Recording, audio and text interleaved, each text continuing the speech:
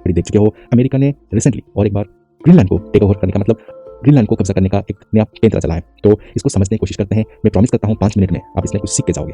सो चलिए शुरू करते हैं। देखिए ग्रीनलैंड टेक ओवर। देखो रिसेंटली क्या होता है, ट्रंप ने एक स्पेशल एनवॉय डिप्लॉय किया है ग्रीनलैंड के लिए। इसका सिंपल ये टारगेट है, ग्रीनलैंड को जाना, लोकल पीपल को मोटिवेट करना हो गया हो या ऐसा इन्फ्लुएंस बनाना ताकि ग्रीनलैंड जिसकी पॉपुलेशन 50,000 आसपास है वो यूएस को ज्वाइन करना चाहे। तो इनका ही यही मोटिव है। तो जैसे कि डोनाल्ड ट्रंप अपने ट्रूथ सोशल में आके लिखते हैं, I am pleased to announce that I am appointing the great governor of Louisiana Jeff Landry. तो इस पर्सन का नाम है जेफ लैंड्री और ये ग्रीनलैंड के लिए एक स्पेशल एनवॉय का काम करेंगे यूएस की तरफ से। तो ये उनको कंग्रेचुलेट करते हैं। अगर आप देखो उसका रिप्लाई देते हुए ट्रंप का एक्स को आके एक्स हैंडल में आके डोनाल्ड ट्रंप को ये थैंक यू बोलते हैं। It's an honour to serve you in this volunteer position, make Greenland a part of the US. Volunteer के लिखना ये जरूरी है, ये गवर्नर बने रहेंगे लेकिन एज ए वॉलंटियर अपनी मर्जी से ये ट्रंप को बोलते हैं कि मैं ये काम आपके लिए करूंगा, ग्रीनलैंड को यूएस में मिलाने का काम करूंगा। अगर the chosen man why only Jeff Landry, so Jeff Landry इसीलिए ये गवर्नर ऑफ लुइजियाना है करेंटली और इनको माना जाता है ये ट्रंप के one of the loyal ally हैं। मतलब ये अपनी पोजीशन जो ग्रीनलैंड को मतलब ऑक्युपाई करने का यूएस के थ्रू ये वॉलंटरली आगे आते हैं, ट्रंप को ये कॉल करके बोलते हैं कि मैं ये पोजीशन लेना चाहता हूँ। सो ट्रंप ने इनको एक्सेप्ट किया। सो ये है अमेरिका के साउथर्न पार्ट में लुइजियाना और लुइजियाना के ये करंट गवर्नर है। इनका ये पैदा भी लुइजियाना से हुए, मिलिट्री सर्विस भी किए और जो डेजर्ट स्टॉर्म ऑपरेशन हुआ था यूएस में उसके भी पार्ट रहे हैं। तो आखिर जेफ लैंड्री ही क्यों? सो बोलने का ये मतलब है कि इन्होंने वॉलंटरली ही अपनी ये काम करने के लिए ट्रंप को बोला और ये ट्रंप के क्लोजेस्ट अलाई भी है। तो ये अक्सर आपको एक दूसरे की तारीफ करते हुए ट्रंप और लैंड्री एक दूसरे की तारीफ करते हुए मिल जाएंगे। अगर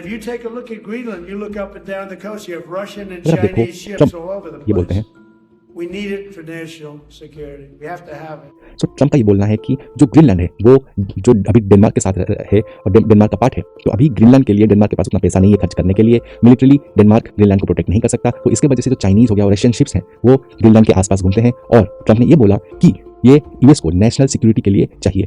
तो चीज़ें मोटिव अलग हो सकती है, मे बी मिनरल्स पाना, बहुत सारी चीज़ें पाना ग्रीनलैंड से, लेकिन कंट्रीज जब दूसरे कंट्रीज को ऑक्युपाई करते हैं, मान लो चाइना ऑक्युपाई करे या रशिया ऑक्युपाई करे, तो ये लोग नेशनल सिक्योरिटी का परमिशन एनेक्सेशन। अब एक्चुअल गोल क्या है? अगर आप इतिहास देखो यूएस ने आज नहीं अपने इतिहास में बहुत सारे टेरिटरी कब्जाए हैं। आपको यकीन नहीं होगा जब यूएस का मैप आज के जमाने में देखते हो कभी यूएस इतना बड़ा नहीं था। यूएस की ये है ओरिजिनल 13 स्टेट।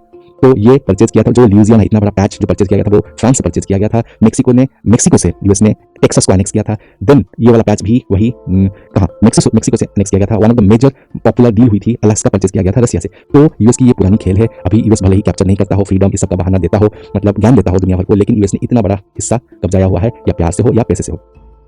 अगर आप देखो इसमें ट्रंप का सीधा गोल क्या है, मेक ग्रीनलैंड अमेरिकन। वहां पे चार्ल्स पे रहो, ग्रीनलैंड को अमेरिकन बनाओ और total control of that island itself. अगर आप आगे देखो ये पहली बार नहीं है जब अमेरिका ग्रीनलैंड को परचेज करना चाहता था। 1886 में ग्रीनलैंड और आइसलैंड दोनों को परचेज करने के लिए अमेरिका ने $5.5 मिलियन का रकम देने के लिए हाँ कहा था।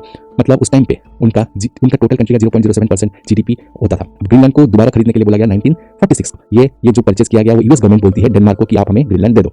यूएस हो या ट्रंप हो इतने कॉन्फिडेंट क्यों है ग्रीनलैंड को लेके? सो बेसिकली ये पहली बार नहीं है जब यूएस डेनमार्क से कुछ खरीद रहा है। सो इनके पास एक प्रूफ है, they have already brought from Denmark, it has already happened before. So basically क्या हुआ था, यहाँ पे यूएस के 3 आइलैंड है जिसको बोलते हैं वर्जिन आइलैंड, ये खरीदा गया था डेनमार्क से। ये जो पार्ट देख रहे हो Saint Thomas, Saint John, Saint Croix, ये जो 3 जो आइलैंड देख रहे हो इनको वर्जिन आइलैंड बोला जाता है और ये खरीदा गया था under the treaty of Danish West Indies. So US ने इन 3 वर्जिन आइलैंड को डेनमार्क से खरीदा था। ये डील होने के लिए 50 साल लगे थे। तो यूएस को पता है आज नहीं तो कल कभी ना कभी से रशिया का पावर बढ़ जाता है, रशिया एनेक्सेशन करने चाहता है या कुछ पैसे की संकट आ जाती है, डेनमार्क डिपेंडेंट हो जाता है, कभी ना कभी अभी से चालू करेंगे तो मे भी 50 साल लगे, 60 साल लगे, तो कहीं ना कहीं ये लोग ग्रीनलैंड को कब्जा सकते हैं, ले सकते हैं अपने अंदर। सो अगर पास्ट की बात करें, ये जो 3 वर्जिन आइलैंड थे इनको खरीदा गया था 25 मिलियन यूएसडी में इन गोल्ड। अगर आप देखो ये रहा जब ये हो गया था, मनी ट्रांसफर हुआ था जो treaty of Danish West Indies में अमेरिकन अथॉरिटी और जो डेनिस रॉयल फैमिलीज हैं उनके साथ ये ट्रीटी हुआ था।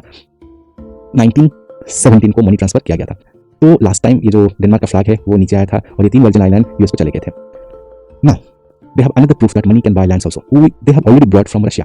So रशिया को आपको पता होगा, रशिया अलास्का पहले 1866 में अगर देखो अलास्का रशियन एम्पायर का पार्ट हुआ करता था। देन यूएस अलास्का को खरीदता है 7.2 मिलियन में, मतलब इतने सस्ते में 2 सेंट पर एकड़ में, क्योंकि रशियन एम्पायर ये समझती रही कि अलास्का में बस बर्फ ही है, आइस है, उसका कोई इकोनॉमिकल फायदा नहीं हो रहा है, तो यूएस को बेच दिया जाए। इसको बोला जाता है सीवर्ड्स फॉली, क्योंकि इस बंदे ने ये सारा नेगोशिएशन करवाया था।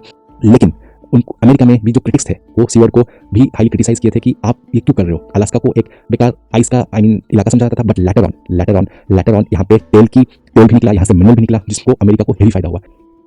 और एक मेजर एडवांटेज भी है, ये है आर्टिक सर्कल। आप देखो यहाँ पे रशिया आता है, यहाँ पे जो नॉर्वे, फिनलैंड, स्वीडन, यूरोप के पार्ट आते हैं और यहाँ पे ग्रीनलैंड आता है, कनाडा आता है। देखिए यूएस के पास आर्टिक सर्कल में अगर देखो यहाँ पे अलास्का है जो कि रशिया का पहले पार्ट था। रशिया ने बहुत समय पहले अलास्का को खो दिया था। अभी ग्रीनलैंड अगर यूएस कब्जा लेता है तो वो जो मेजर एडवांटेज जियोपॉलिटिकल एडवांटेज मिलती है यूएस को। ग्रीनलैंड इतना बड़ा हिस्सा आर्टिक सर्कल में आता है। अभी रशिया देखो कितना डोमिनेट करता है आर्टिक सर्कल को। अगर अब बहुत पॉपुलर चीज़ है बेरिंग स्ट्रेट। ये हम मानते हैं कि यूएस और रशिया भले ही इतने बड़े दुश्मन हैं, इतने ज़्यादा डिफरेंसेस है, बट कहीं ना कहीं वो बहुत ही ज़्यादा पास में है। ये आपको अलास्का मिल जाएगा, ये आपको रशिया मिल जाएगा। अगर आप थोड़ा सा जूम इन करो तो आपको यहाँ पे रशिया और यूएस के दो आइलैंड मिल जाएंगे, एक है लिटिल डायोमेड, एक है बिग डायोमेड। जिन रशिया ऐसे याद रख सकते हैं आप, रशिया बड़ा कंट्री है तो इसका बिग डायोमेड, तो यूएस कंपैरेटिवली रशिया से छोटा है तो इसका लिटिल डायोमेड। और दोनों का डिस्टेंस देखो तो आपको 2.4 km अपार्ट है, मतलब इतना करीब है ये दोनों कंट्रीज।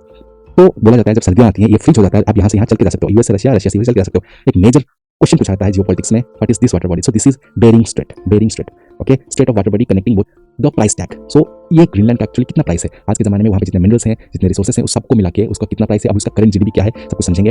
देखिए फिलहाल जो मिनरल वैल्यूज है 2.7 ट्रिलियन से 4.4 ट्रिलियन है। 2.7 ट्रिलियन अगर हम गैस की वैल्यू निकाल दें, जो गैस है एबंडेंट मात्रा में, तो वैल्यू उसका हो जाता है 2.7। अगर गैस और मिनरल्स को मिला दें तो वैल्यू होता है 4.4। अगर करंट जीडीपी देखो वो अभी फिलहाल बस 3 बिलियन है। मतलब अगर यूएस इतना पैसा देके खरीद भी लेता है तो उसको इतने का फायदा होता है, मतलब वो 3 बिलियन में तो नहीं खरीदेगा। मतलब करंट वैल्यू मतलब जीडीपी उसका 3 बिलियन है, लेकिन प्राइस एस्टिमेट लगाया जा रहा है ग्रीनलैंड का 2.7 से 4.4 ट्रिलियन होगा। तो एक मैसिव इकोनॉमिक प्राइस जैसा देखा जाएगा यूएस के लिए, यूएस ग्रीनलैंड को कब्जा लेता है तो अगर आप देखो यूएस का जगह खरीदना, बड़े पैचेस खरीदना पैसा देके कोई नई बात नहीं है। 1803 में यूएस ने लुइसियाना परचेज किया था फ्रांस से, वो भी उस टाइम पे 3.04% ऑफ देयर जीडीपी, मतलब कितने आगे का सोचता है यूएस। फ्लोरिडा परचेज किया गया था 0.68, देन गैट्सडेन परचेज किया गया था 0.26, अलास्का परचेज किया था 0.09% ऑफ जीडीपी, मतलब इतना सस्ते में अलास्का परचेज कर गया था 7.2।